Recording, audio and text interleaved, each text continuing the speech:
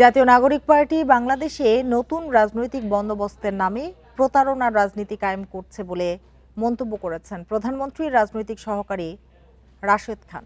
দুপুরে ঝিনাইদহ জেলা প্রশাসকের সম্মেলন কক্ষে জেলার সরকারি কর্মকর্তাদের সাথে মতবিনিময় সভা শেষে সাংবাদিকদের এক প্রশ্নের জবাবে তিনি একথা বলেন।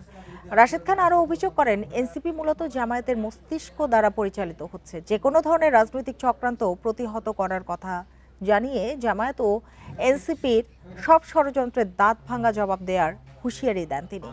এর আগে তিনি জেলায় সার্বিক প্রশাসনিক ও উন্নয়ন কর্মকাণ্ড নিয়ে সরকারি কর্মকর্তাদের সাথে মত বিনিময় করেন।